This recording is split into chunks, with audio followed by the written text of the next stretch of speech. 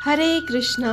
माँ दुर्गा की 9वीं शक्ति का नाम सिद्धिदात्री है। ये सभी प्रकार की सिद्धियों को देने वाली हैं। नवरात्र पूजन के 9वें दिन इनकी उपासना की जाती है। इस दिन शास्त्रीय विधि विधान और पूर्ण निष्ठा के साथ साधना करने वाले साधक को सभी सिद्धियों की प्राप्ति हो जाती है। सृष्टि में कुछ भी उसके लिए अगम्य नहीं रह जाता।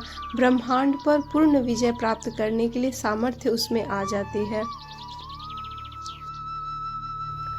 मार्कंडेय पुराण के अनुसार अणिमा, महिमा, गरिमा, लघिमा, प्राप्ति, प्राकम्य, ईशित्व और वशित्व ये 8 सिद्धियां होती हैं। ब्रह्म वैवर्त पुराण के श्री कृष्ण जन्म खंड में यह संख्या 18 बताई गई थी। माँ सिद्धिदात्री भक्तों और साधकों को सभी सिद्धियां प्रदान करने में समर्थ है और देवी पुराण के अनुसार भगवान शिव ने इनकी कृपा से ही इन सिद्धियों को प्राप्त किया था। इनकी अनुकंपा से ही भगवान शिव का आधा शरीर देवी का हुआ था। इस कारण वे लोक में अर्धनारीश्वर नाम से भी प्रसिद्ध हुए थे। माँ सिद्धिदात्री 4 भुजाओं वाली है। इनका वाहन सिंह है। ये कमल पुष्प पर भी आसीन होती हैं। इनकी दाहिनी तरफ के नीचे वाले हाथ में कमल पुष्प है। प्रत्येक मनुष्य का कर्तव्य है कि माँ सिद्धिदात्री की कृपा प्राप्त करने का निरंतर प्रयत्न करे। नव दुर्गाओं में माँ सिद्धिदात्री अंतिम है। अन्य 8 दुर्गाओं की पूजा उपासना शास्त्रीय विधि विधान के अनुसार करते हुए भक्त दुर्गा पूजा के 9वें दिन इनकी उपासना में प्रवृत्त होते हैं। सिद्धिदात्री माँ की उपासना पूर्ण कर लेने के बाद भक्तों को लौकिक और पारलौकिक सभी प्रकार की कामनाओं की पूर्ति होती है।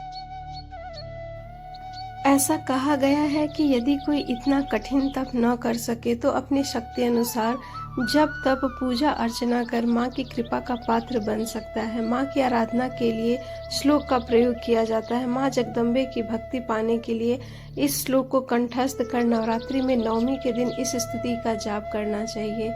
या देवी सर्वभूतेषु माँ सिद्धिदात्री रूपेण संस्थिता नमस्तस्यै नमस्तस्यै नमस्तस्यै नमो नमः। अर्थात हे माँ सर्वत्र विराजमान और माँ सिद्धिदात्री के रूप में प्रसिद्ध अम्बे, आपको मेरा बारंबार प्रणाम है। आगे हम जानते हैं माँ सिद्धिदात्री की पूजा विधि। माँ को रोली कुमकुम लगाकर लाल चुनरी, अक्षत, फूल, माला, सिंदूर, फल, नारियल आदि अर्पित करें। माँ के आगे घी का दीपक जलाकर पूजा मंत्र पढ़ें और उन्हें हलवा, पूरी, चना, खीर का भोग लगाएं। इसके बाद माँ सिद्धिदात्री की कथा पढ़ें और आरती करें। सिद्धि और मोक्ष देने वाली दुर्गा माँ को सिद्धिदात्री कहा जाता है और सिद्धिदात्री देवी सरस्वती का भी स्वरूप है। यह देवी भगवान विष्णु की प्रियतमा लक्ष्मी के समान कमल के आसन पर विराजमान है। वैसे इनका वाहन सिंह है। माता के 4 हाथ हैं। इनके दाहिने ओर के नीचे वाले हाथ में चक्र और ऊपर वाले हाथ में गदा है। बाईं ओर के नीचे वाले हाथ में कमल का फूल और ऊपर वाले हाथ में शंख है।